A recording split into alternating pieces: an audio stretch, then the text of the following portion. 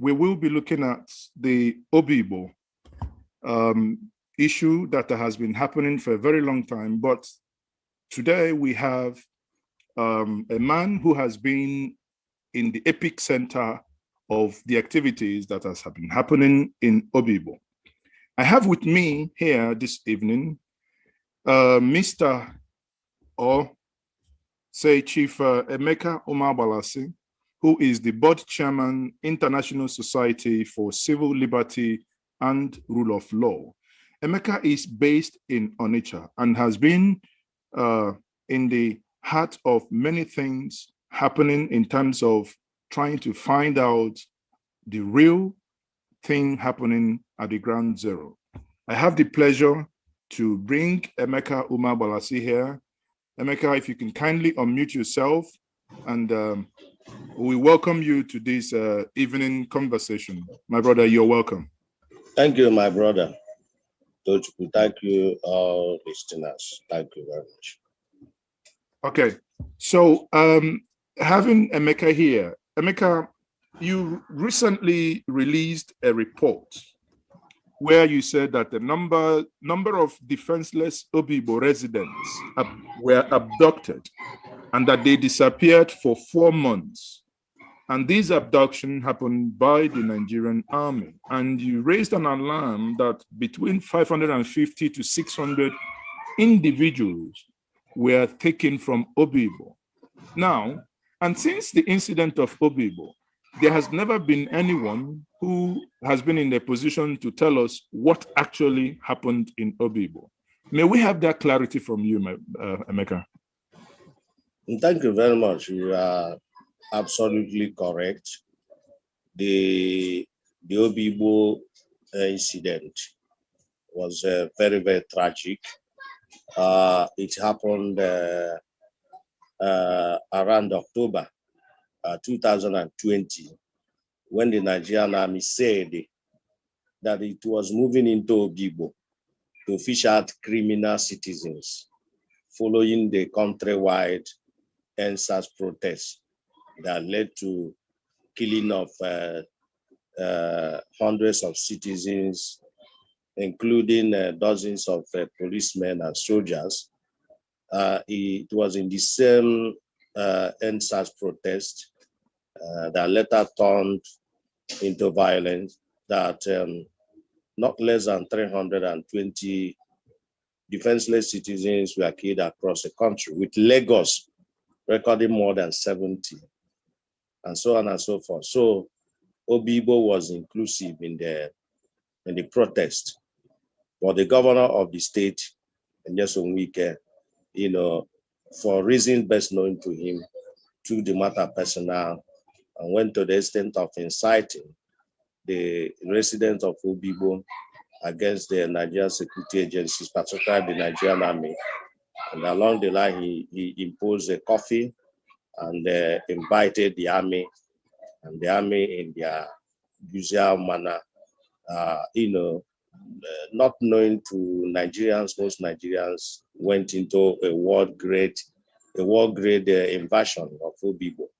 And it was during that invasion that dozens were killed, dozens wounded, and hundreds abducted. So we came in and explained the situation and issued a statement projecting that over 400 from various information gathered, both what we call open source and closed source information that we have verified and found credible. Based on those such pieces of information, we were able to project that 400 residents or defenseless residents of Obigbo or more, must have been abducted by Nigerian army and taken to secret detention or dungeons in northern Nigeria. And that is the situation today.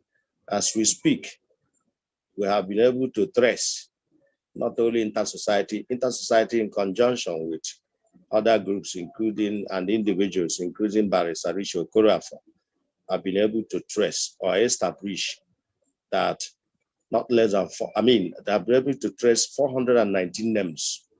So you can now see that we are correct after all. So a few days ago, we did a review because in social science investigation or research, it is allowed. It's a standard. Sorry, may I interject here? 419 names of the abductees, the people abducted from Obigbo. 419 names as we speak have been traced. And out of these 419 names, 208 have been freed. Do you understand? Remaining 211. Yes. I just got information now, that 30 of the 53 Obigbo women among them, young women among them, have just been freed. That is information I got about a minute ago. And the effort has been made to free, I think that should be 33 others because they were 53 in number located.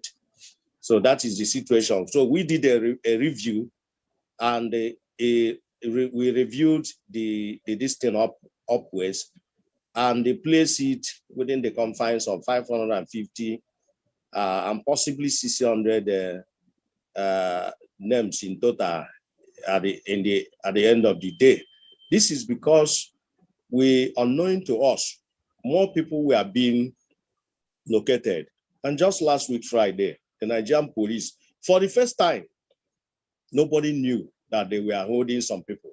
Although I understand that those abductees must have been transferred to them belatedly by the Nigerian army. So they brought out 22 fresh names, fresh persons, and they arraigned them, and they were granted bail. Now, again, the DSS, I think on Monday this week, brought out the 53 women because, before now we have exposed the DSS and accused them of holding 53 young Obigbo women, who were abducted from Obigbo. So just like this week, Monday, they brought them out and arraigned them. They brought them out shackled and arraigned them in court, and they were granted bail. Then on the process again, it was discovered that there were 26 other names that nobody is aware of that, are still being detained or held by DSS, making the total, I think 26 plus 53 is, how many? Is 79, if I'm not mistaken. And among those 79, 53 are women, 26 are men. So that is the situation. I see that is not enough.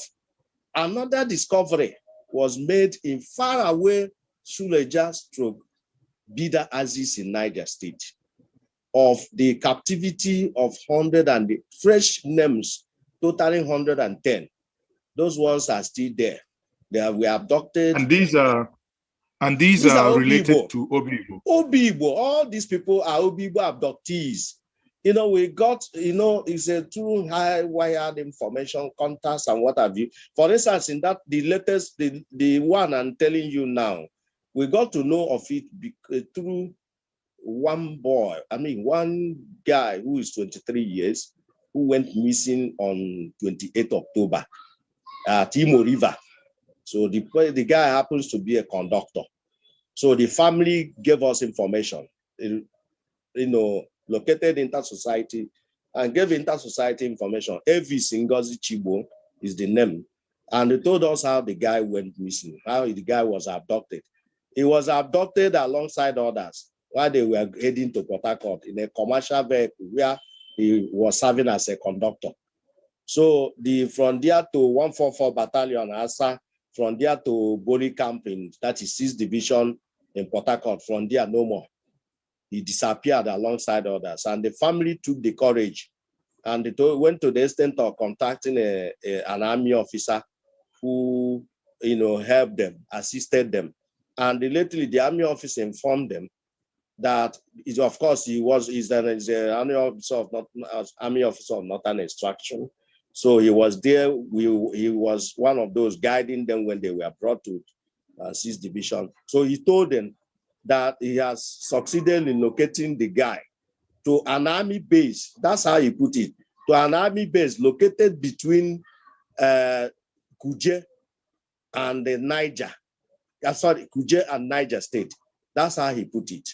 So, and then, then I relayed information to barrister and then others who are assisting, and behold, it was discovered that the same guy we are talking about, in alongside 109 others, are presently held captive in an army base, that is Nigerian Army Commando base, located between Suleja and Bida in Niger State. And of course, I'm sure you know that Niger State has the largest landmass in Nigeria. The landmass of Niger State is a kind of almost roughly 3 times that of the entire Southeast put together. 3 times the landmass of Southeast. So you can imagine that is where 110 of our people, of our defenseless residents of Obigbo, have been held captive for more than 4 months. So that is the summary of the situation. Now, to make sense out of the narration that you've given, you know, in essence, we have a space where something happened in Rivers State, and these people were arrested in Rivers. No crime known, you know, like you said, the dark conductor, they were on their way somewhere in a van, and he got abducted, taken to Niger State. When in Niger State, they were kept in army detention, not even the police, right? They were kept in army detention. Okay. Abducted by army and held captive by army. Okay. That is the correct. Were there, you know, were there documentations, were there efforts, were those people allowed to contact their families? That is exactly the point. You know, when we use the word, you know, any reasonable and well-grounded human rights crusader or activist must first of all have legal knowledge of the situation on the ground. When we say abduction, it now boils down to the question you just asked. Abduction by who? By Nigerian Army. Under the existing laws of the country, Nigerian Army lacks power to arrest, detain, investigate, and prosecute citizens or civilians who are not subject to the Armed Forces Act of 2004. The Federal High Court recently gave a validation to that effect in a landmark ruling that took place sometime in last month in February. So that's the word. And another aspect of it is that you have just captured it. Thank you very much for that, your wonderful observation. You cannot, when you abduct, when you said you are arresting somebody, and let me use the word for not conceding to that fact. Let me use the word arrest in quote. You arrest somebody, you excommunicate the person for his family. You do not, you fail to allow the person access to his family, to his physicians, to his lawyers, to anything that has to do with his family and the beloved ones. You did not, put the arrest, the arrest in quote, to public knowledge. Nowhere was that a so-called arrest reported or recorded officially, or through a public statement or through official record of Nigerian Army. So, and again, you move the persons you arrested in the dead of the night. You transfer them to you start moving them from one military barrack to another. For instance, when they were abducted, they were first taken to 6th Division at night. From there, they moved them to Obigbo the same night. The next day, they saw themselves at Obigbo in Owerri. Then they kept them there. In the night again, they start moving them with the same vehicle they were brought to Obigbo. The next morning, they saw themselves at Mogadishu barracks in Abuja, and so on and so forth. So you find out that that kind of thing cannot be validly called arrest, even if it was conducted by the Nigerian Police Force or DSS, not to talk of when it was perpetrated by Nigerian Army. That is the position of the law. Well, I mean, listening to the things you've just said, and I keep asking myself, since this incident, because Obigbo, obviously this incident happened, or rather started October 2020.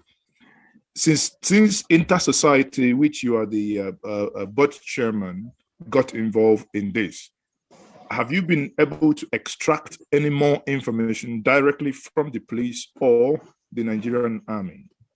Well, the information we have is that there is no need of wasting your time extracting information from an securitization agency of the government that is not directly responsible for the incident or the atrocity conduct we are under complaint.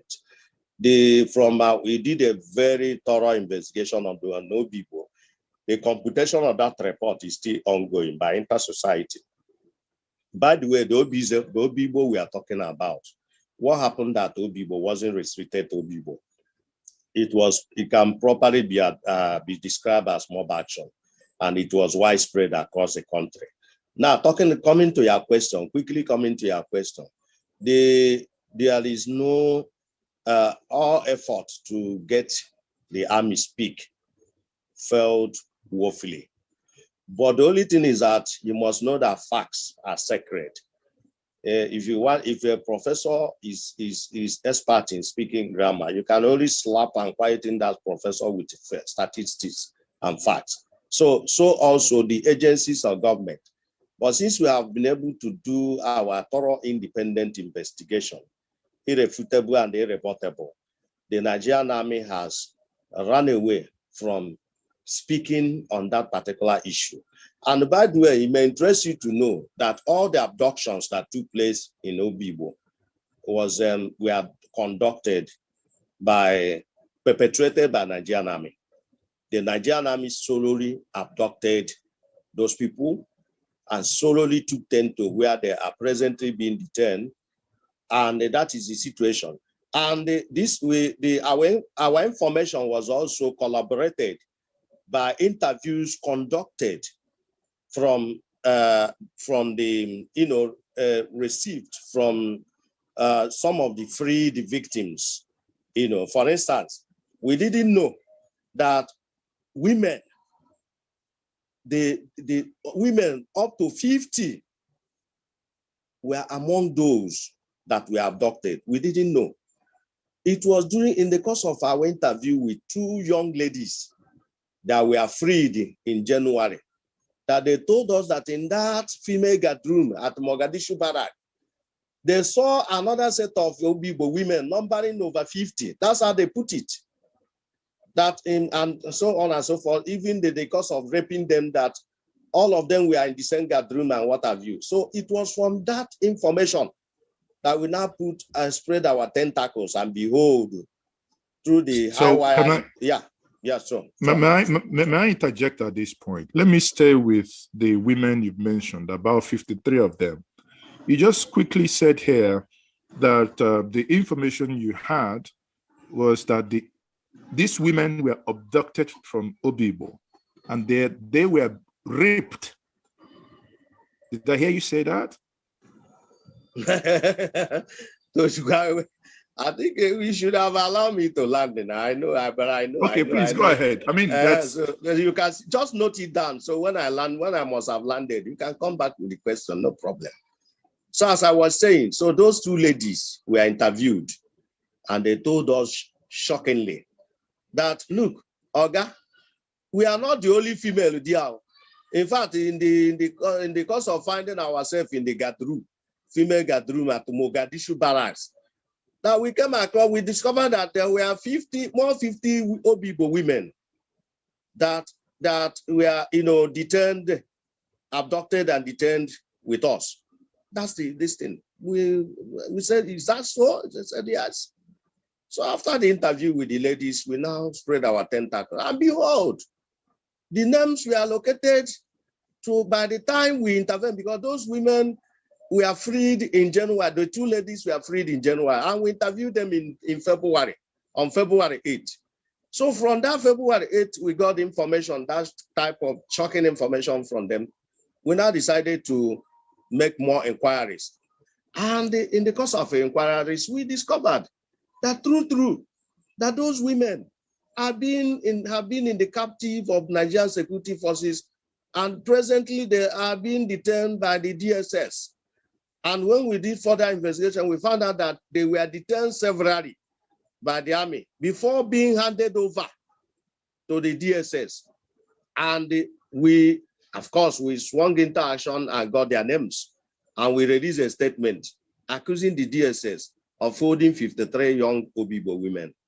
And up to today, some media guys went to DSS spokesman, that half one or something, Peter somebody, Dr. Peter somebody. And I said the guy declined. He didn't make any comment on that. Do you understand? And as we speak now, my brother Tochukwu, I can confirm to you authoritatively that not only that those women were arraigned on Monday by the same DSS, and they were granted bail leniently, but also as we speak, in fact, your medium is the first to break this news. As we speak, not less than 5 minutes ago, 30 of them have been freed, and efforts are still being made to get the remaining 23 out, alongside 26 other, sorry, those 26 have not been, the 26 other males among them have not, their bails have not been processed. But I think he's talking about the other 22 from the other side, brought out by police. So my brother, that is the situation on the ground. That is what we have found. And the facts are sacred, like I said. Facts do not lie. So that is the situation. So basically, if I say that I'm not dumbfounded, I must be lying. That would be an understatement. Now, these women were kept there as probably, quote unquote, sex slave for over 4 months. We can now come back to your earlier question, very though inquisitive and curious. So what happened was, in the course of interviewing the young ladies, one is 22 years, one is 23 years. Those young ladies told us, it's very shocking. They told us what happened. They were serially raped. They were serially raped. And they also confirmed that in the course of their captivity in the Nigerian army at Mogadishu barracks, they were there with 50 something, more than 50 other women. And it was not only 2 of them that were raped. That what the soldiers did normally do, I don't know how to put it, was, they come today, they say, you, come here. They pick them, that is random selection. They take them out to their dungeon, to their rape confine within the barrack, and they rape them serially. Then after that, they bring them back. Well, the next day, they come back, and so on and so forth. To the extent that one of these 2 women, who was a virgin, when she was struggling with them, 23 years, I think she's the one that is 22 years, when she was struggling with them, she made them to know that she is a virgin. And a little did she know that she had just announced, giving the beastly soldiers the delicious food they were looking for. And they mercilessly raped this girl to the extent of inflicting injuries or bruises on her laps and what have you. So it was along that, and to the extent that the ladies also told us that one of them was raped. She fainted and she died. And they gave the name of that lady as Victoria. And they said they did not know the whereabouts of her remains or corpse. So it was from here, from this point, that we got to know that the other ladies among those 53 women also were made rape victims. But not to worry, more revelations are going to come out. But we are just talking about those that we have interviewed and have them on record and on camera. And this, from your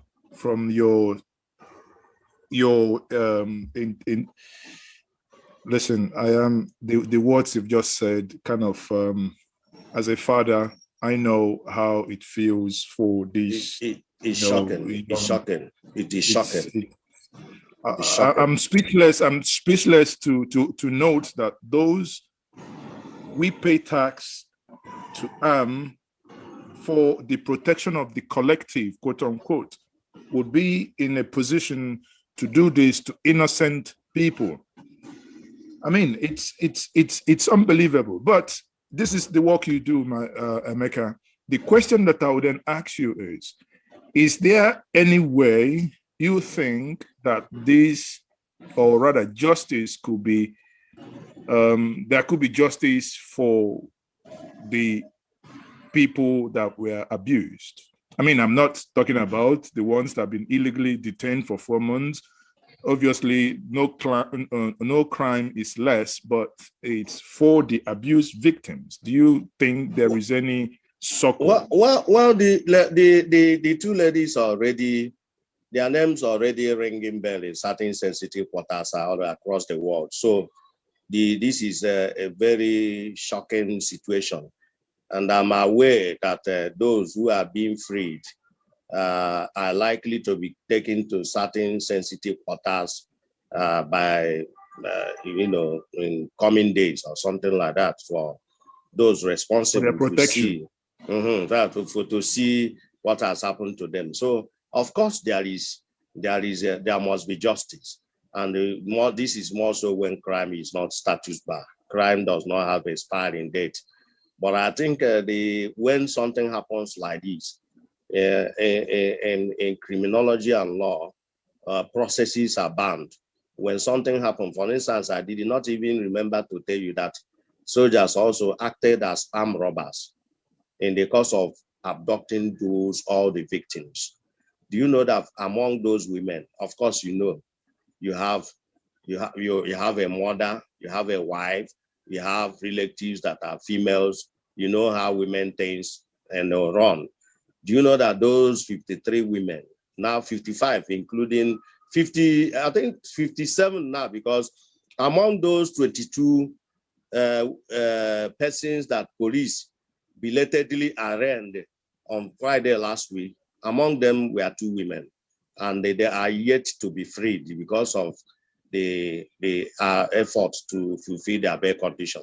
So one thing I didn't let you know is that there was soldiers, our dear soldiers of the Nigerian army also became armed robbers in the course of abducting them, because all their belongings, the phone, the sanitary parts inside the bag, you don't go to the bag of a woman, that, but inside the bag of a woman, I'm sad, but I'm just laughing anyway. So, a lot of things from what we asked them from inside the 2 women we interviewed. What happened? How about your bags and what have they said? Everything. If they bought new underwears, all of them disappeared. ATM okay, but hold on. Now you are talking about this. Now, these women were abducted. Obviously, they were not charged. They didn't go. It wasn't arrested. It wasn't an arrest by the police. That meant it's an illegal arrest, meaning they had no prison cloth, meaning they kept the same cloth that they wore, and apparently and invariably the same underwear that they wore at the point of arrest. They just, that is exactly the point we are making. You abducted somebody. You took away all his or her belongings. If the person abducted was a woman, you took away her bag. And inside her bag, both ATM card, the national ID card, money. If the lady was a sales girl, you took away money that catch some that were realized from daily sales, and so on and so forth, her sanitary parts, her bra if she, decided to have space and what have you. They catch the everything, ATM, phone, SIM card, loaded the credit, data, this, that, and what have you. All those things were taken away from them. And we were made, subjected to wear, like you said, one set of underwears for a period of 4 months. Nothing. Their families were not aware. Nobody was allowed to assess them, and so on and so forth. Only God knows. So the soldiers acted as armed robbers, because do you know why we say that? We have been able to release 208 of them, excluding the 30 that have just been announced freed. We have been able to release 208 of them. So on the screen here, you will have some of them in court. Were these among these people that we can? Yeah. No, yes. These are the 63 people that were released before this one, before the ongoing process. Do you understand? Okay. So look at these guys now. Those guys you see there, all those clothes you see them wearing were bought newly. All the sandals or what have you see them wearing were bought newly. Every I can see the bedroom slippers and the they cannot wear one bedroom slippers for 4 months. So maybe because of the cost and so that's the thing. Everything they wear there was got. Do you know that at a point in the course of releasing freeing about 7 of them, abandoned at a DSS abandoned facility back in January. The DSS refused, insisted that they must be cleaned up before they can release them. So that made the good Samaritans to bring in the new clothes, which they wore and things like that before they were allowed before they were freed. So, my submission is that the soldiers of Nigerian army became armed robbers too. They also robbed them, because all the people that were freed, none of them recovered a dime. None of them recovered a single item that he or she was with during the time of his or her abduction. None of them. None of those items has been cited today. And there is also danger. For instance, there is most likelihood that their bank account must have been tampered by way of fraudulent withdrawal. Do you understand? These are the things we're talking about. So a lot of things, of course, you know that in crime, somebody can go for break and burglary, and along the line commit another set of offense like armed robbery, like stealing, and so on and so forth, like aggravated assault, like property damage. Whereas originally he was accused of burglary. So that is exactly the same. So there is a litany of crimes, and those crimes are heinous. But that is the situation. It's not the issue of saying people were abducted and held for 4 months. What is the position of the law, position of the Constitution with respect to all these things, vis-a-vis those who abducted them, and the provision of the law? It's also another aspect of what we are talking about, because we cannot pretend to be, if we hold this program and get me and participated in this program, and in the end, there is no citation of what the law says, then it will look as if that Nigeria is a jungle. Nigeria is a lawless society where anybody can do anything and get away with it. So thank you very much. So through your effort and the effort of Intersociety, over 500 of these young men and women been discovered. Now, we are only talking about the ones that are lucky to be alive. If my memory serves me right, I recall that you once made a publication as to the ones that weren't so lucky to be alive. Can you walk us through that? You got. Yeah, you know what happened in the whole thing? The whole thing started, the discovery started in Niger State, where the lawyer doggedly and powerfully discovered that these guys were abducted and taken to Niger State, where they were detained in 4 secret military or army dungeons located in Jeba, Zungeli, Katangola, and one other city in Niger State. So when 52 of them that were discovered were freed through judicial process by High Court of Niger State, by Magistrate Court of Niger State, and by Federal High Court of Niger State, then we interviewed some of them, and we found out that about 3 of them died in custody. I think including one Iwagu and Anyang, and one other that whose first name was already given. There are people who died because those people know them too well, and they said they died in military custody in the course of their detention in Niger State. So that is the thing. And then the investigation, like I said, is still ongoing. So in the course of further investigation, we are going to find out whether some people were also other people who, if any, were tortured to death in the course of being held captive in the military, in Nigerian army dungeons, secret dungeons located in different parts of northern Nigeria. So that is the situation. So you are in order. And we have that record.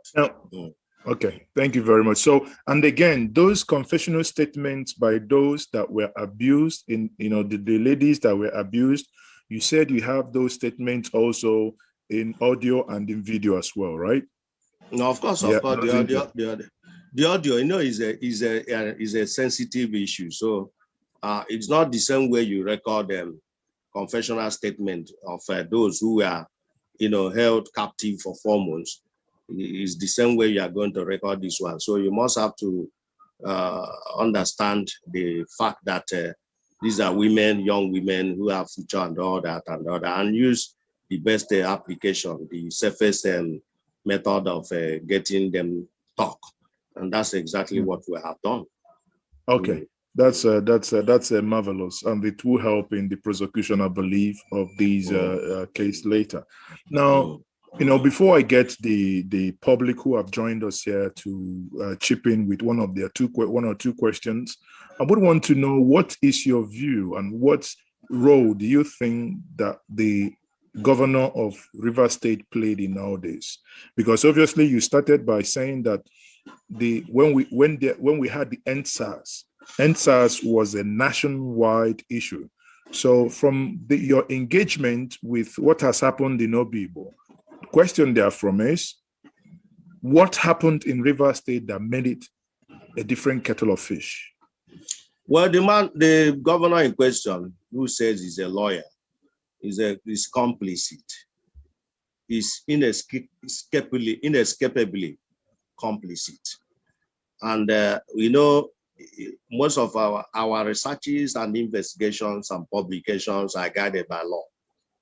And to that effect, the law has a provision to assess some of these things. For instance, the governor is vicariously liable. He's vicariously liable. He made a declaration, he imposed coffee, he gave a criminological theory that was later found to be half-baked or untruth. He said he had intelligence that those who killed. So meanwhile, the same governor didn't see anything wrong in killing of civilians. Dozens of civilians were killed at that particular point in time. But the governor was too particular about the safety of uniformed personnel and all that, that is police and army. So the governor said he had intelligence that those people who killed soldiers and policemen, 6 soldiers or 4 policemen or thereabout, were members of IPOB or IPOB terrorists, as he put it. He said they had intelligence. Now, on account of the so-called intelligence, he imposed coffee and he invited the army. So you look at it from the legal point of view, the governor misfired, he goofed unpardonably. His behavior was unloyal. He did not act as a lawyer, because as a lawyer and as a Democrat, what he should have done is that if the same intelligence that reviewed, they disclosed to you that those people who were responsible for the killing of soldiers and policemen are particular members of a particular group. This intelligence would have also led the governor to fish out, use, through the process of deployment of the detectives and intelligence agents to go after those people. Because if intelligence report has told you who committed what, this an intelligence report would have, it should tell you where the person that committed what can be found. That's the logic. That's the law. So, but trying to, I think the governor went out of the way. The governor politicized, reason best known to him. He politicized the whole thing. He turned what was clearly mob action. In international terminology, what happened in Nigeria is called violent protest. Violent protest, instigated by state agents. The protest didn't start violently, but it started peacefully, and state agents instigated it. For instance, the Lekki Massacre. For instance, the sponsorship of hoodlums on religious ground, who went after those who didn't support the protest. Those who supported the protest and their allies, and started attacking them and destroying their property to the extent of killing dozens of them across the country. Then the peak of it was the Lekki Massacre. It was at this particular point in time, the protest, people got angry and they became violent. And the violence spread across the country. And it was not restricted to Obigbo. And that is why it can best be described as mob action or a fallout of a violent protest. And the governor hijacked it and used it to play politics to the extent of inciting the security agencies against the innocent and defenseless Obigbo people, and to the extent of inviting army, the army that has secularity question that has remained unanswered till today. And that's exactly what happened. So the governor is culpable. Is inescapably culpable. Likewise, the GOC of 6th Division and other principal officers of the division, and those we are compiling their names. And of course, the immediate past chief of army staff. So that is the thing, because when Nigerians thought that, when they told Nigerians that they were moving into Obigbo on professional army operation or military operation, we didn't know that they were going to Obigbo to execute an ethnic agenda, because the gravity of atrocities, the level of atrocities that happened in that Obigbo, I mean, there is no better way to describe it than execution of ethnic agenda and ethnic cleansing, originating from what we call racial profiling, ethnic profiling. That's exactly what happened at Obigbo. So that's the thing. But so Obigbo, Wike is, could we? Okay. Wike is psychologically culpable. It's inescapable culpable. That is the solution. I do appreciate that fact. But in trying to drive the narrative of ethnic profiling, now I am made to understand that in Obigbo you have Igbos, Ikweres, Eches, and many more other ethnic nationalities there. It depends on the historical background, the historical facts you have. So what we are talking about is dependent on the historical facts. the Kwele, the Che, the this, the that, the Anioma, the Eznifite, the Nbise, the what have you. All these people are fundamental component of Igbo Federation, Igbo ethnic nationality. I'm telling you as a researcher. So those people, you are talking about mini. They are not even micro nationalistic components. They are components of Igbo Federation. Obigbo is a densely Igbo populated area of River State. So if you are talking about a part of, if you want to speak while I want to get Emeka back on, Marcel, I can see you are in the house. Can we quickly have some, yourself and Mazo Biokoli maybe. If we can quickly have one or two of your submissions before the main guest joins us back again. So, okay, thank you so much, Mazi Ejoke. I'm as shocked as anyone that's hearing this. I mean, at a point, I just closed my eyes and it was like, tears wants to drop off my eyes, and I was like, I mean, this is really happening in a country, and all of us feel normal. Mogadishu barracks that was mentioned is just few miles away from Aso Rock, seat of power. I mean, for those of you that knows Abuja very well, Mogadishu barrack is just at the back of Aso Rock. So it beats my imagination. I mean, I've been to these barracks. I have friends there, so I normally go there for the fish market. And that was the same barracks that was bombed the very first time when the Boko Haram issue started. Now, the fish market used to be outside the barracks when it was bombed, and then after that incident, they moved it into the barracks. So it's a place I go regularly. So to think that the place I go to meet my friends and to hang out with my friends for fish and drink is the same place where over 50 of Nigerian women, young ladies, 23 virgins, could be held captive and then raped consistently for 4 months. It's crazy. I mean, I don't just want to imagine it. Even in a war situation, if Nigeria is fighting war with another country, there's rules of engagement. In a war situation, they are what they call prisoners of war. When you even have people that you caught in the act, as in real fierce battle, and you arrest them, international regulations has situations that you have to treat prisoners of war. Now, this is not a war situation. This is a national army to its citizens. Again, we need to put this to perspective, because when people keep saying Obigbo residents, I don't want to call them Obigbo residents. I call them Nigerians. And that is the narration that has to go out, because some people will feel very, very unconcerned. 50 women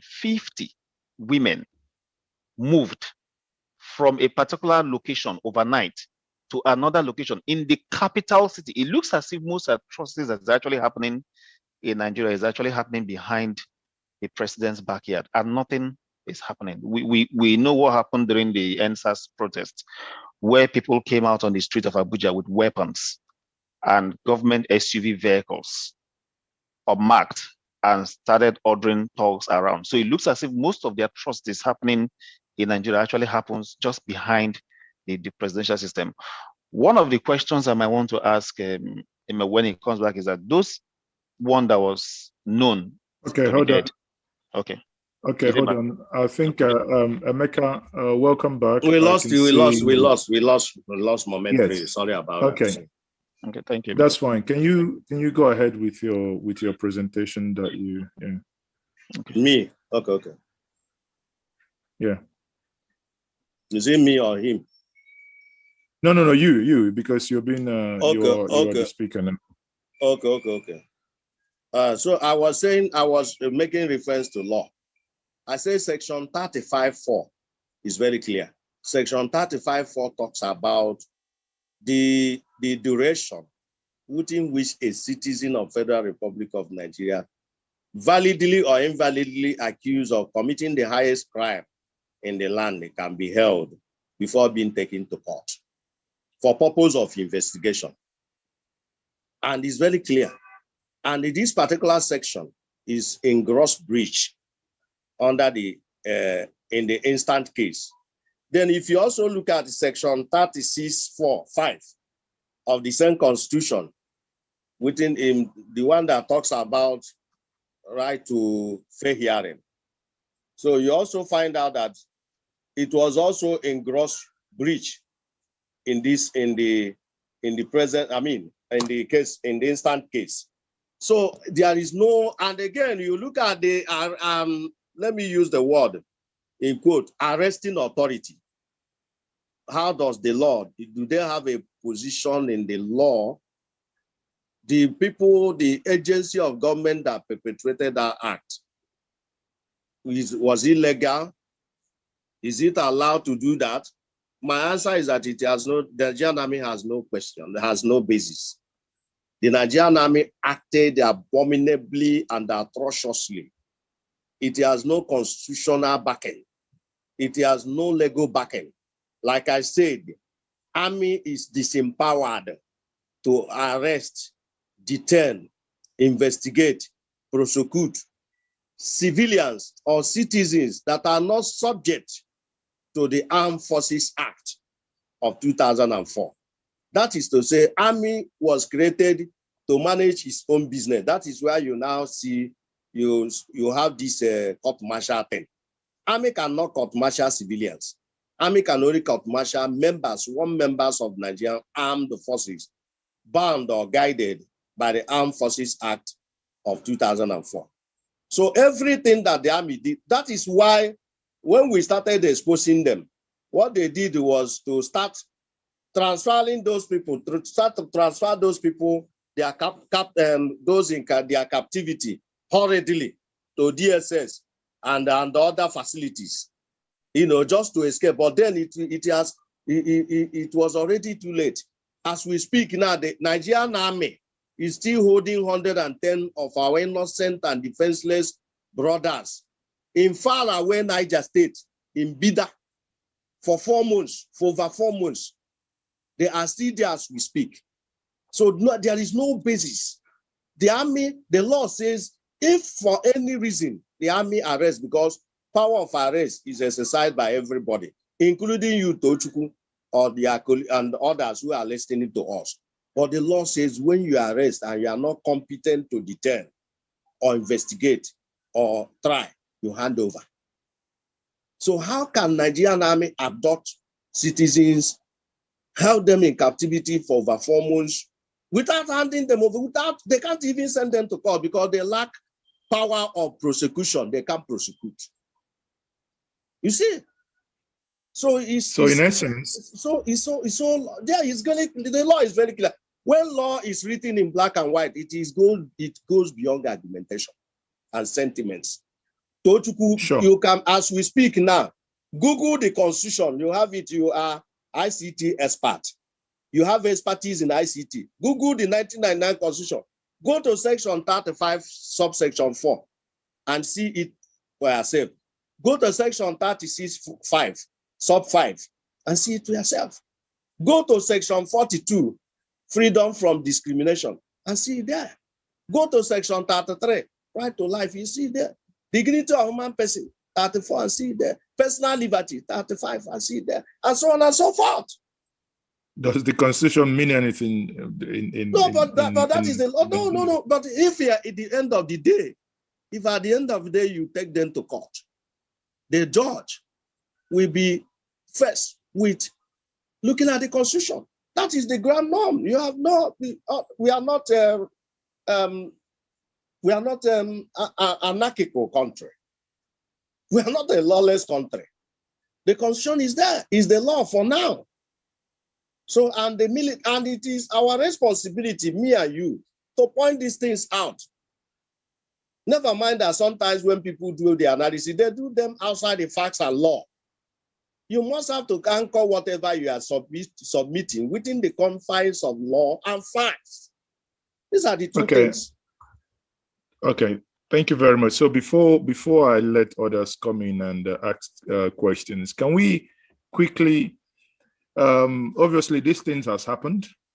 I'm aware that these crimes are very, very serious crimes that should be looked into beyond even the nation called Nigeria. Therefore, the question is, does Intersociety have any plans to approach other international organizations to seek for justice and redress? Of course, the answer is yes. And but it's not only restricted to Intersociety. You know, one thing with data mining is that when you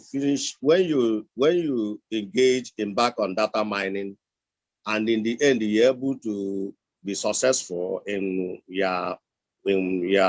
such an embarkation, what is required is for the organization to take it to the next level, or another organization or anybody to take it to the next level.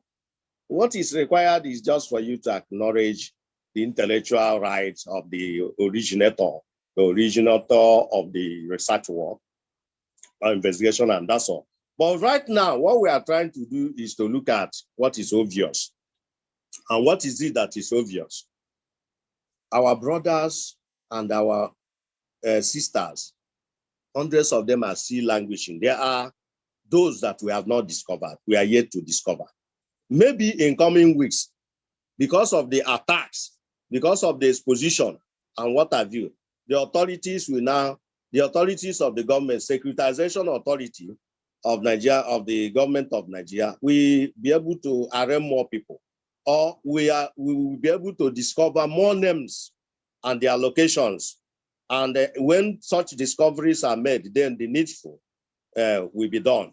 So, and when you find, like for instance now, there is nothing you can do for now, primarily, than to get those 110 of our people who are languishing in faraway Bida out and allow them to breathe a fresh air of freedom.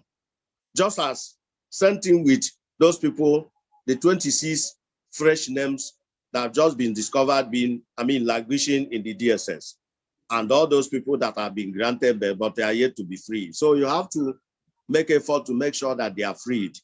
And from there, you take it. Like I said, crime is not status bar. Crime doesn't have a spiraling date.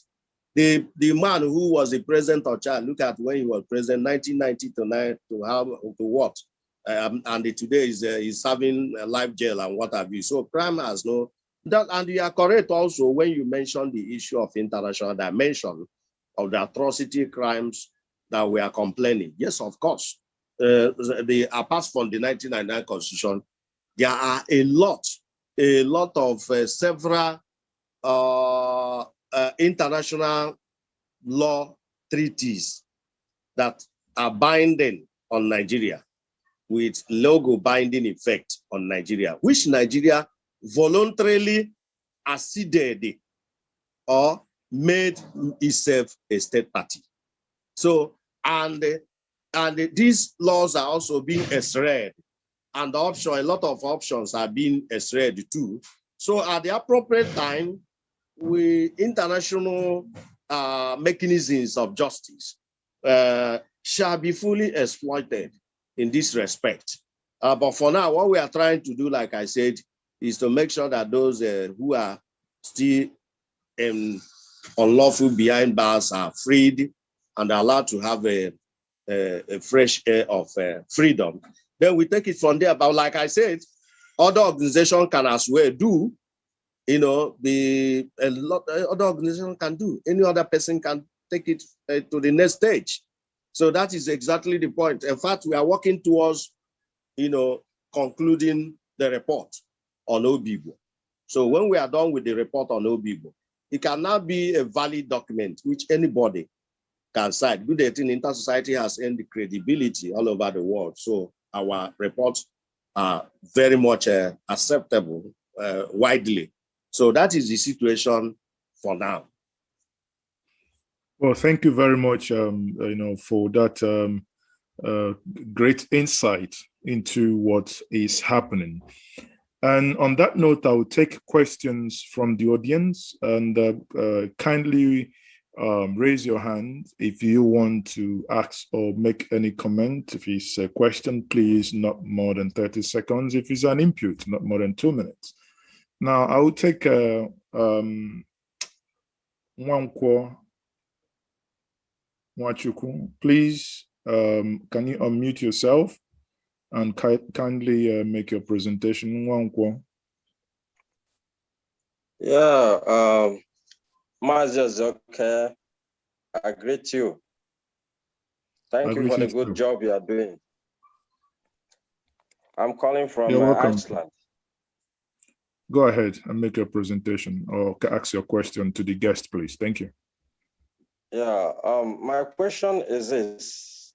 First of all, I have heard about these issues of kidnap, and I know our leader have made a frantic effort. That is what is making an improvement of this their release. So I want to thank you for the good job you are doing. So my question is this: what is the governor? Because this is the people of his state that this thing happened to. What is the position of the governor in respect of these said people? Because Obigbo is in Rivers State. So what is his own responsibilities? Because he is the principal person who is in charge of the state. Will be held, is accountable to any citizen that is Thank you very much. Yeah. Thank you very much. So can I take the next person? Kevin will go. Can you quickly ask your question, please, Kevin? Good day, everybody. Can you hear me? Yes, quickly. Yes, we can hear you. Yeah, good day, everybody. Good day, Mazi. Thank you for having me. So I think mine is a kind of suggestion and also to say what, I think one thing in Nigeria is the blood. The only thing that is holding Nigeria one up to date is the blood of Igbos. I don't know why they cherish like I've been hearing this in the whole night. I've been shedding tears. I've been like, wow. So this thing has been happening. And this man called himself a governor. He's been walking around everywhere, smiling, happy. And he knows about all these things. You can't tell me he doesn't know. He's aware of all these things that are happening. So I feel like it is time for everybody, for mostly we Igbos, to know that the only thing that makes Nigeria one today is the blood of the Igbos.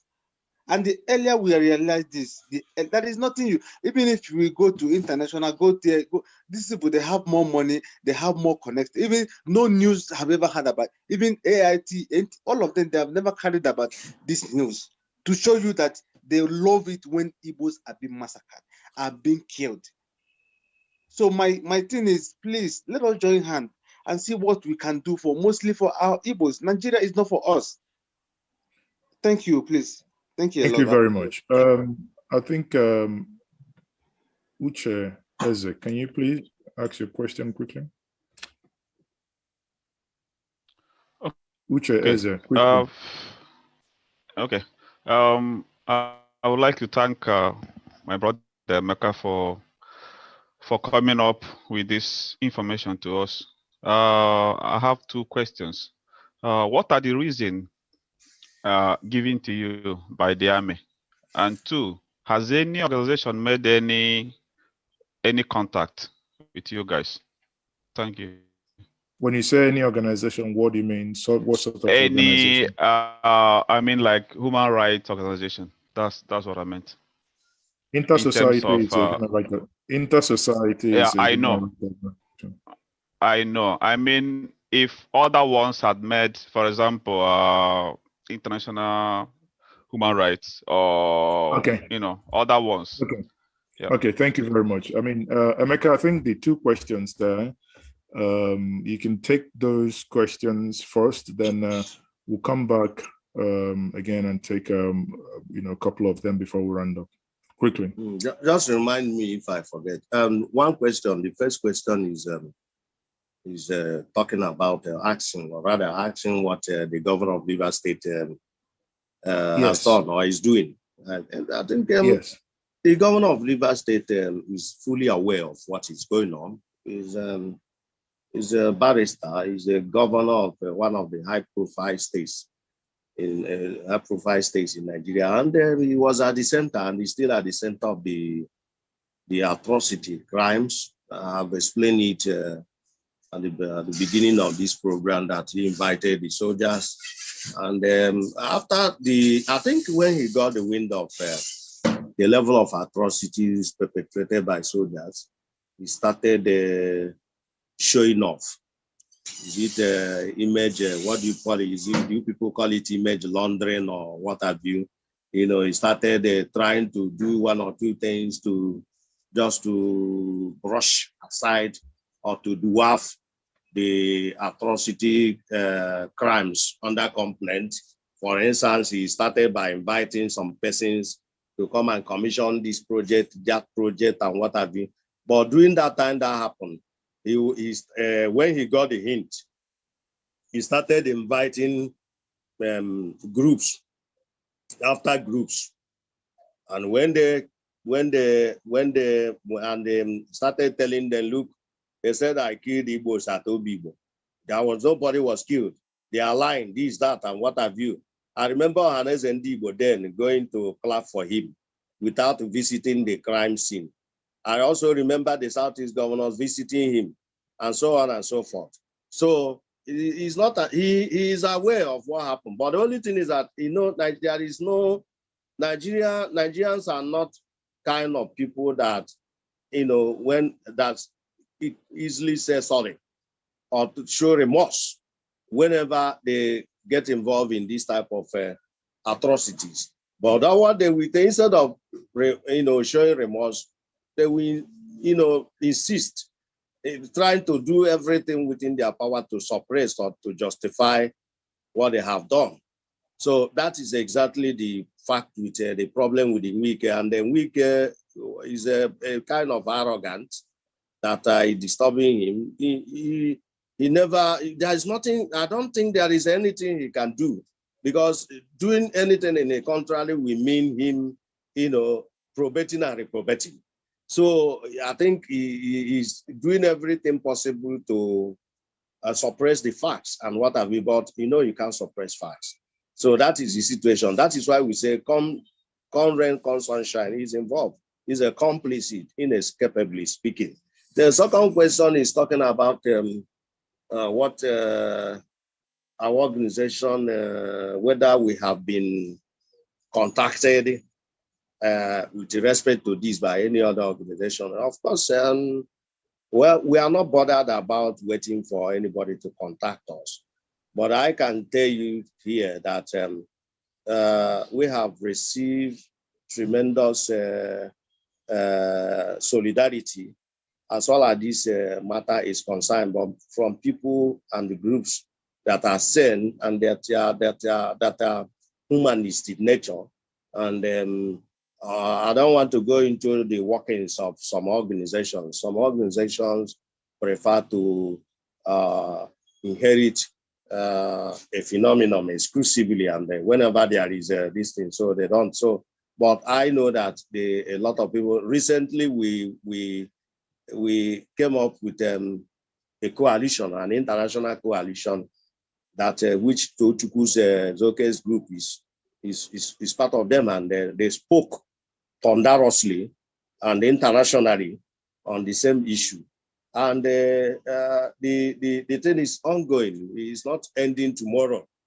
Crime does not end. Does not happen and end same day it happened or it was perpetrated. So it's something that requires consistency and what have you. So we're on it, and as weeks or months come and go, people will we continue to understand the dimension the matter is taking. It has happened and it has happened. And this is more so when the lawyers and criminologists will always tell you that when a crime is committed and it is not properly documented, investigated and documented, then no crime has been committed.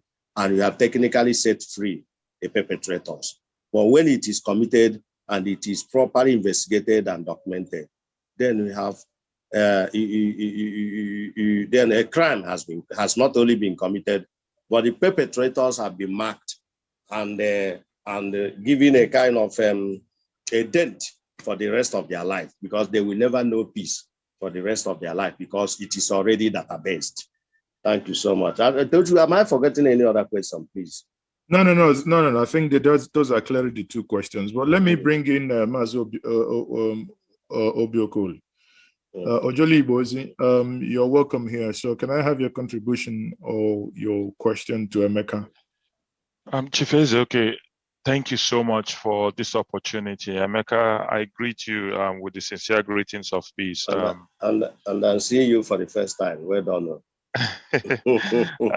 We have been talking for quite some time. Chief Ezeoke, the honest truth here is that ever since I became a human rights activist from civil liberties organization, the conduct of the Nigerian army has remained consistent without change. And the honest truth is that there has not been so many organizations like Intersociety who has challenged them to do right in accordance with the Constitution of the Federal Republic of Nigeria. And secondly, the apathy and the attitude of our people in the eastern part of Nigeria specifically has always been that of disdain, because we do not pay any attention to our citizens. You saw what happened in Ibadan, and about 4 governors went down to Ibadan to discuss when there was a conflict between the Yorubas and the Hausas. But in our own case, you were a witness to what happened with Modo going to River State and our governors. Nobody cared to go to Obigbo. I was consistently highlighting this fact that we already judged our people, found them guilty, and left them to die. Now, the rape of these women and the other 109 still left in Bida, it aroused so much pain in our hearts. And when we got in touch with Intersociety, the question we wanted to ask them first was, how are you guys coping? And do you need help? And we only found out that they did not even have enough money to prosecute these things. And we sent out letters to a lot of Igbo organizations in diaspora. And regrettably, only one of the organizations responded. The rest of them up to today felt it did not concern them. And some of these organizations, painfully, are even run by women who know that virgins from Igbo land, which is what in Igbo society happened, and Alo Melo. And these women did not show any empathy nor concern, even to call Intersociety to ask questions and understand the pain and the whole process of what Intersociety is going through to get these women freed. And up till as we speak now, the Igbo society is doing nothing. Njenje Media can only do what it can do. You're doing your best as a human being. But again, the Igbo people need to invest in media, and the Igbo people need to begin to tell their stories. I've heard a lot of our people complain about the Yoruba media, not AIT and the rest. They cannot tell your story. Our stories need to be told by us. Njenje is doing so much for our people, for Nigerians and everybody. You're giving people the platform to air their voices. But in terms of human rights, Nigerian human rights has never improved. Rather, it has deteriorated under this regime. I remember as student union leaders, we were picked in Port Harcourt, and before we knew what was happening, that was in 1987, we ended up in Meduguri prison. And that is the worst prison then that you can be dropped in. They left us there for 3 months. And one morning they just opened the door and said, hey, Malamobi, just go. Nothing, no money, nothing. And we had to go to the Igbo traders in Meduguri, they contributed money and gave to us that we went back to the University of Jos. So this attitude of inhuman treatment of Igbos and a lot of Nigerians have been consistent. It is only now that a lot of organizations as Intersociety is beginning to call them into question, and we need to do a lot to bring the European Union, the International Court of Justice, and other human rights citizens go and other human rights organizations to the know and understanding of what is really happening in Nigeria. As we speak, Nigeria is going into abyss. There is no law, there is no order anymore. Each day you can see what is happening. So, but in terms of Obigbo, I have repeatedly said it, even as we speak, Chief Ezeoke, as we speak, send your journalists to Obigbo. Obigbo is still under siege. You have to drive around. You cannot go anymore from School Road into Obigbo. From the express, you have to go around multiple roads before you're able to get into the Obigbo main town from the other side of the express road going towards School Road. The other Umeagbalasi side is a little bit free. So they are still under siege. They are still being maltreated. Some of them are still paying bribes to be able to access their properties and their goods in Obigbo. So the oppression has not stopped. Sorry, Mazi Obiokor, may I interject? To who Yes. are they paying this bribe to? When you, for instance, there was an incident we had, a young man who was shot, was hiding in one of the rooms, and we tried to get him out. We now had to get a police officer from Port Harcourt to drive down there to see how to get this guy out of the place to the hospital. There was a total blockage, and they had to pay people to be able to access School Road in Obigbo and even getting up to the main market, the market in Obigbo. So the siege is still continuing. It's not like Obigbo is now free for you to drive in like you would drive into any other place in Port Harcourt. It is still happening. And I recall speaking to Senator Abaribe. I asked him a question. I said, has the Senate ever tried to find out how many illegal and legal detention centers exist in Nigeria? And his answer was on the contrary. So we don't even know all the secret detention centers that are operating. So we don't even know. All we know is that 109 of them is still in Bida. So we might not even be able to find out all the other ones if they are killed or used for organ donations, which has been a market which is thriving in Nigeria today. Some of our people might be involved in this organ donation. The 3 of them that died, what circumstances, how did they die? Nobody is talking to us, except the witnesses there might be able to tell us if they were poisoned, if they were used for organ donation. We don't know up to today. It hurts me so much when I read everything, and when we get feedbacks and reports from Intersociety. Sometimes I find it extremely difficult to understand how we can continue to operate in this sort of country and with this sort of people that treat us with neglect. Again, some blame needs to go back to Nnamdi Kanu and the IPOB, because if this NSAS thing, we stayed away from it. I mean, if Radio Biafra had stayed away from it to a very large extent, I don't think this Obigbo thing would have escalated to this level it did. But because of that involvement and because of that commentary and all the other statements from Radio Biafra, some of these things became a Biafran issue, or rather an Igbo issue or IPOB issue. If it was just left for the Nigerians to deal with their issue, the NSAS project, we were not aware of it. We did not know when the Western people planned it. We did not know when it was executed. We don't know where the money came from. But from nowhere, we got ourselves involved.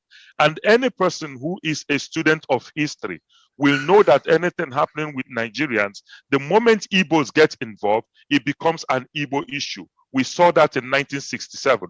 We saw that after in 1979. We saw that when just something happened in Belgium, somebody criticized Mohammed and the Igbos were killed. So we have always bared the brunt of any criminality or any incident that happens in Nigeria. I would have expected any student of history to have stayed away from it. I think my heart is heavy tonight, Chief Ezeoke. I can't speak any further, but I thank you so much for what you're doing. Comrade Emeka, may God continue to guide and protect all of you and keep you alive. God bless you. Thank you very much, Mazi Obiokoli. You have eloquently put it. I could not disagree in nothing that you have said that I can disagree with. I completely agree with you. Again, I think we can be wiser. I let Marcel pick up from where you stopped. Marcel, over to you. Okay.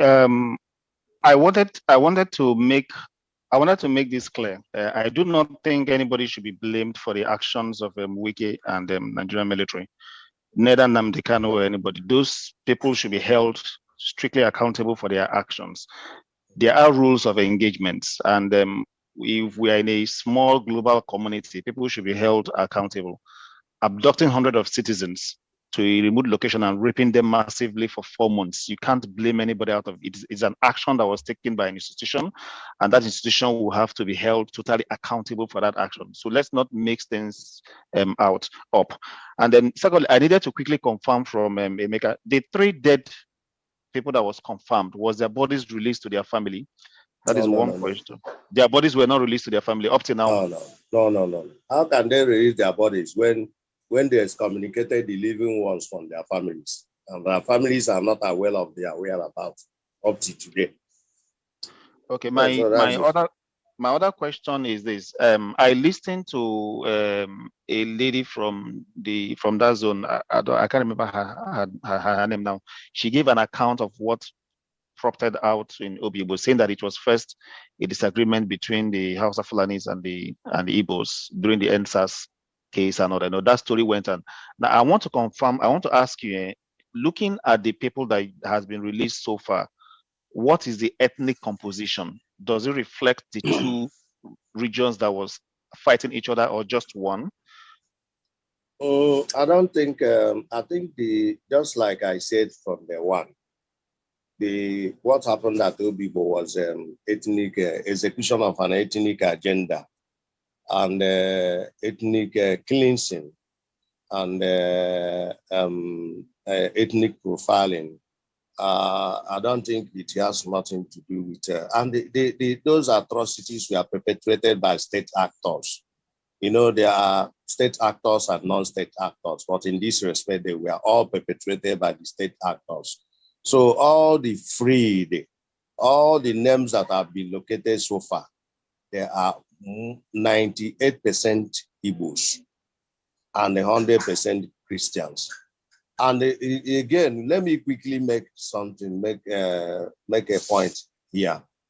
I don't want to know, just like you said, Kevin, you made a very valid point.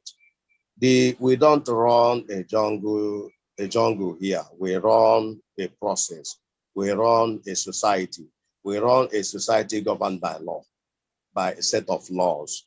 And including the conduct of the Nigerian army, conduct of the Nigerian police, so conduct of SSS, they are all governed by rules of engagement, code of conduct, ethical conduct, and the laws. Therefore, if there in Oyo State, there was a violent clash between Hausas and the Yorubas, heaven didn't fall. So it's normal.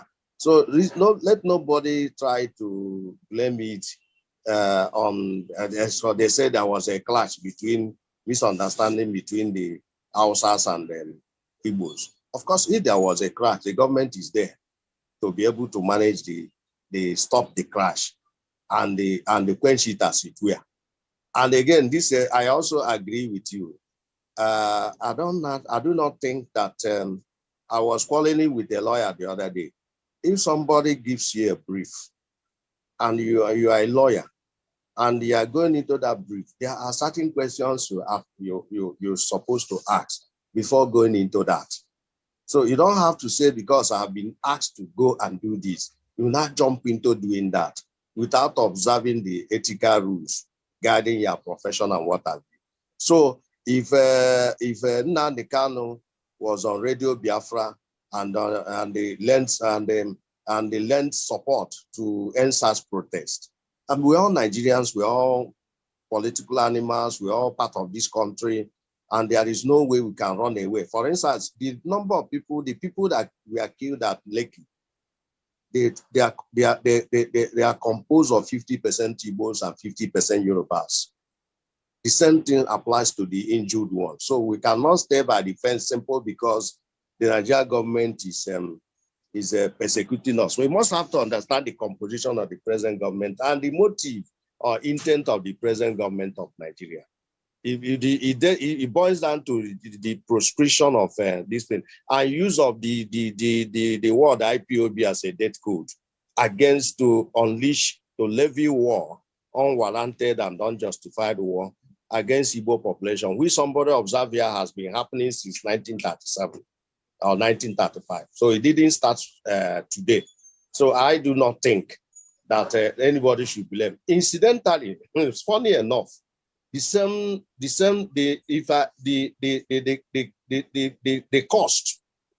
cost of bringing out these people, from the information I gathered, is the same group we are talking about here. That is why sometimes in most of our publication, we try to single out a paragraph of commendation to the role played by the same Nnamdi Kanu and the IPOB leadership of IPOB in this respect. A lot of things they have done in the area of assistance and what have you. So that is my submission, just to support what we have just said. Thank you. Okay. Finally, this whole issue seems to have been quieting down, as nobody heard about it in the country. This is my first time of actually hearing the reason. What do you think happened? What is are you not talking to the media, the AIT, the channels, the Punch, all the are you not talking? What's actually happening? You know, when you want to do struggle in Nigeria, Tochku is aware of what I'm saying. Thank God for him who started this Gengen Media. When he started it, I thought he was joking. But now I see that he is very, very determined. See, my brother, this is a country that is divided heavily or deeply divided along ethno-religious lines. If you want to do human rights activism in Nigeria and you want to defend your people, you want to identify with your people, you must have to be ready to carry a cross, because there will be backbiting, there will be frustration, there will be isolation, there will be attacks, there will be a lot of gang-ups against you because you are not sounding the language that you are supposed to sound for you to be able to have international linkages, contacts, connections, and what have you. Something applies to somebody going into media practice in Nigeria, or somebody engaging in media advocacy or social advocacy using the Nigerian media. So, I mean, in fact, we summarize the whole thing into 3 types of violence being faced by Igbos in Nigeria. The cultural violence, that includes the media blacklisting and what have you, by the mainstream media in Nigeria. Then the structural violence, that is exclusion and segregation and what have you. And of course, physical violence, the attacks and killing and the property destructions and things like that. These are the 3 types of violence that have been fundamentally instituted and waged against the Igbo population. So media you are talking about, a lot of water has passed under the bridge in Nigeria within the context of media industries or media practice. I mean, you can't imagine going to AIT. You can't force yourself to AIT except you are invited. You can't force yourself to channels except you are invited, and so on and a whole lot of interest, vested interest, even in the print media, a whole lot of interest. The immediate past, the chief of army staff was so heavily influential in the print media that whatever thing you write against Nigerian army and what I mean, you count it dead on arrival. But because of the waves we have made, sometimes we manage to get some of these things published in the Nigerian print media, like Vanguard, like Guardian, like Sun, and also small ones, and of course the online media, like this one, Tojku, is anchoring, and the others like News Express, Elomba, Voice, and what have you, and things like that. So that has been the situation. But to be frank with you, the Obigbo thing has been going viral all over the media. Or maybe you are looking out to see it broadcast or aired by AIT channels and what have you.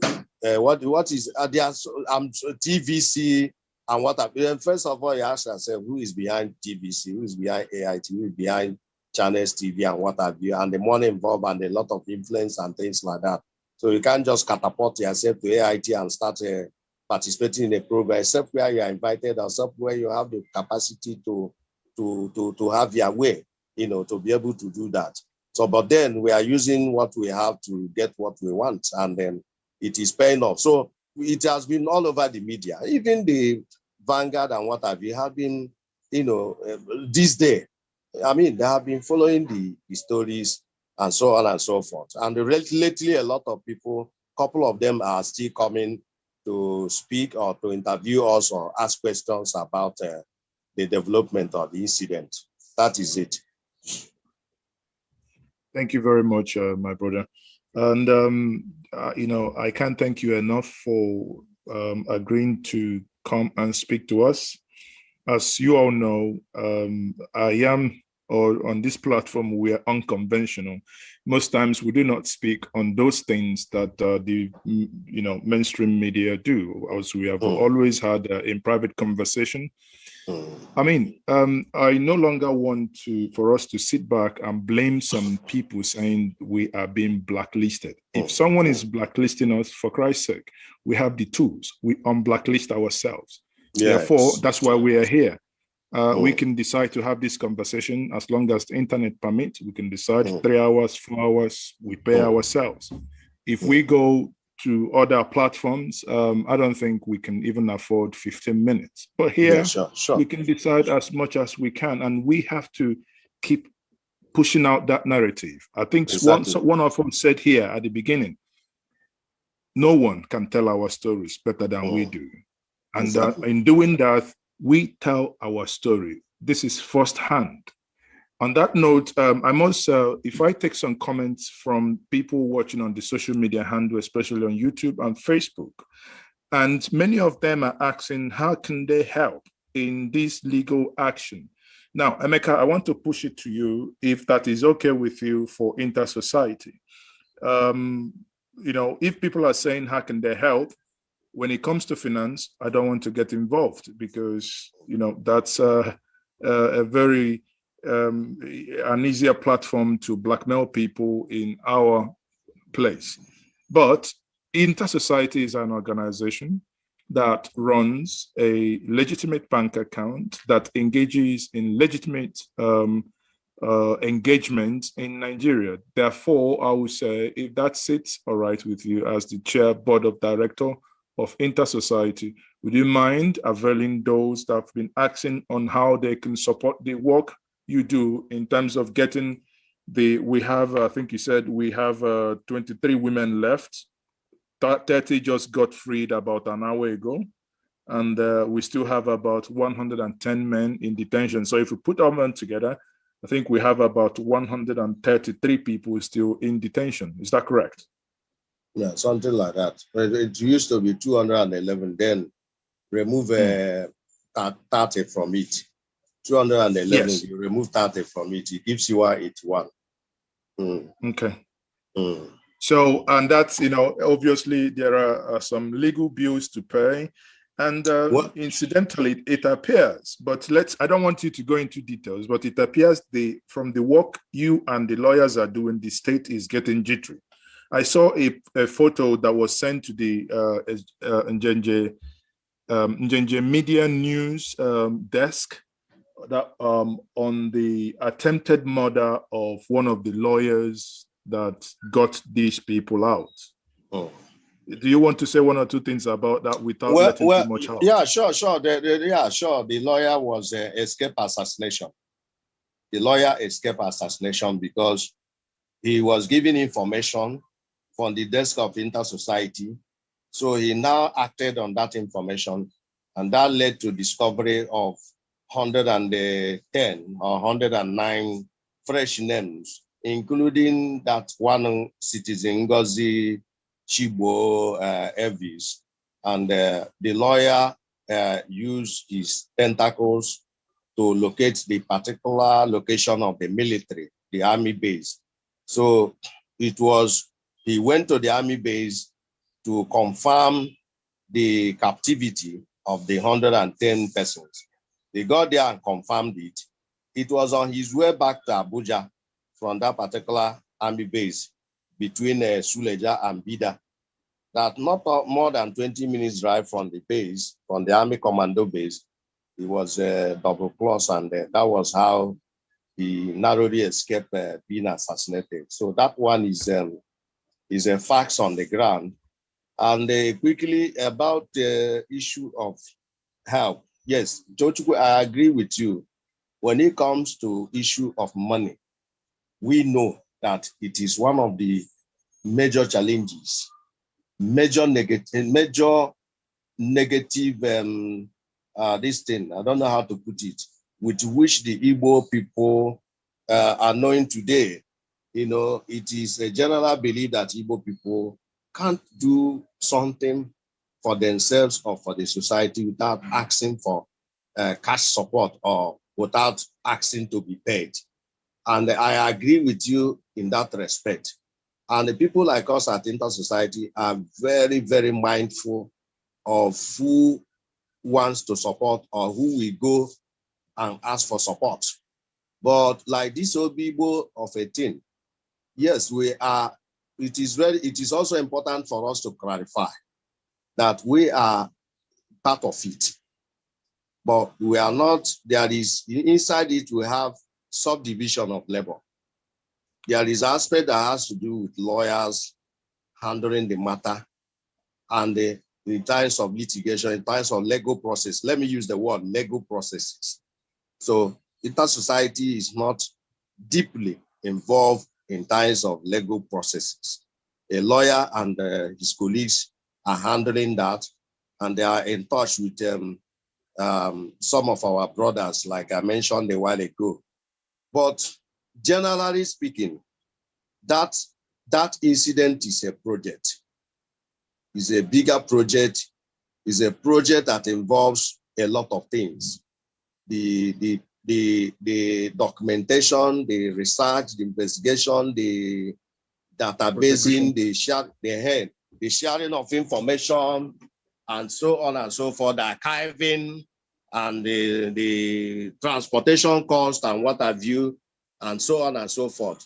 So that makes it a project, a general project. And if anybody wishes to support Intersociety, fine and good. It is a project, like I said, but we are not insisting that we must be paid or money must be given to us for us to be able to do it. Because we have been doing it since December, since November, since December till now. If we calculate the monetary worth of what we have done in a market, in open market, it runs into millions of naira. But we are not spending that, even though we need money to do that. We are getting the result. We are doing it according to our own destiny, while the lawyers and his colleagues are also doing their own part on that aspect. So that is the situation report. So I believe that what I can only say is that Intersociety is not only working on Obigbo abductions. Intersociety is also working on general report and documentation on Obigbo massacre. May I save you?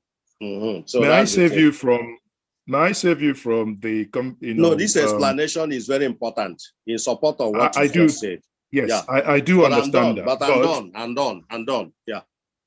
If people are requesting for, if they want to support Intersociety, all that is needed is how to tell them to do that.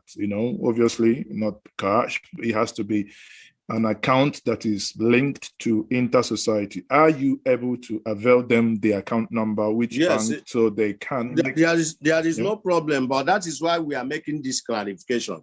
So that if you are supporting Intersociety, you will now know that you are supporting the work of Intersociety, which includes what is going on in Obigbo and others. Like the other day we spoke, and beyond. And the other day we spoke on Olo. I think we already told you.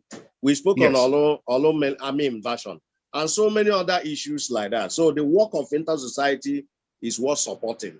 I don't want us to particularize it to Obigbo. It's larger. Our work is larger than that of Obigbo. What is going on in Obigbo. And above all, we are doing that which we are supposed to do for our people. Pricelessly. That is it. Okay. So what is going to happen now, in order that we pin it down, can you please then mention your account, the Intersociety account? I think what I will do is that I think what the best way to do it is so that we go to another level is that I don't want us to waste much time on this issue. What we need to do is that if there are people who willingly want to support us, you are the anchor. That's fine. You are the anchor person. So if you direct them, so we can give you the account. Okay, that's fine. That's fine. I think on that note, we no longer have further questions. But it's also what you have mentioned that the Obiokori, Mazo Obiokori that spoke, that what you have mentioned that the Igbo Board of Deputies UK did tremendously recently for Intersociety. So we will continue to appreciate them and others like that. So that's the thing. So there is no harm in supporting us. Once it is genuine, no problem. So why can't you tell us the number we can reach him, mobile number or anything? How can we reach Intersociety? Oh no, Tochukwu, the number is there. Do you want to put it down? No, you can say it. Probably it sounds better in your mouth. Okay. 0081. The phone number be? Yes, 081. 740. 740. 900. 900. 52. 52. Repeat that again. Yeah. 081. Yes. 740. Yeah. 90052. It is also our WhatsApp number. Okay, so again, for many of you who want to reach Intersociety, they can also visit our website. They can also visit our website for them and see things for themselves. Our website www.intersociety-ng.org. That's our website. So you've heard that the website is Intersociety, then the telephone number, both WhatsApp and normal call is 081740900052. On that note, I will say, Emeka, thank you very much for the last an hour, 45 minutes. It has been a pleasure speaking with you to understand what is happening in Obigbo. Now, before we go, I would quickly say, what's your view and what do you think happened in Olu? Well, what happened in Olu was the same, they have a semblance of the Obigbo army attacks, but the quantum or the gravity of that of Olu is not yet it's not yet commensurate or comparable with what happened. But then the intent is there to by the army to, if unchecked, to to make it look worse than what happened at Obigbo. So the military, the army said that some people attack his personnel and other personnel of Nigerian security forces, and it moved the army moved in, and the problem we have with the security forces of Nigeria is the problem of unprofessionalism and the crude policing and the soldiering. That is the problem we have. If you are aiming at a target, you say some people attacked you, attack your personnel. Your intelligence, through interagency collaborations, will be able to raise enough intelligence and through effective crime detection, you'll be able to move in and fish out those people who you've said that perpetrated one act or the other, not to the point of unleashing their venom or this thing on innocent people. So the summary of what happened in Olo is that where we got angered was when we investigated and discovered that the soldiers left who they say they are looking for and started looking for Christian leaders in Olo, especially members of the African instituted churches and the other innocent souls. And in the end, they arrested over 20-something, if not 33 Christian leaders, including pastors and clerics, and some mentally challenged persons and other innocent citizens, and got them paraded as, in quote, the IPOB stroke ESN terrorists or operatives that are involved in murdering of soldiers in Olo. And we investigated and found out that what they said is not correct. And we issued a statement telling the whole world that look at the caliber of people they went and arrested. That's exactly what happened. If you are conducting your operation, do it professionally. Use all the ingredients of securitization, intelligence, criminal detection, and things like that to be able to apprehend the people you said you are looking for, not to use the opportunity to execute an ethnic agenda. And that is our annoyance. And more quickly, when we also conducted an investigation and found out that, look, the allegation of execution of ethnic agenda is real. The 63 Brigade in Asaba is headed by an Hausa Fulani Muslim. 302 Regiment in Onitsha, Atra Regiment in Onitsha, the same Hausa Fulani Muslim. 34 Brigade at Owerri, the same Hausa Fulani Muslim. 14 Brigade at Ohafia in Abia State, the same Hausa Fulani Muslim. Haba, are we no longer talking of Nigerian army or something else? So that is where the much we can say about Olo, and we are still monitoring the goings on there and what have you. Not only in Olo, I think it involves about 7 local government areas: Njaba, Olo, Olu East, and the whatever local government, and as well as about 5 or 6 Nnewi South and the Ihiala local government part of Anambra State. So that is the situation. Thank you.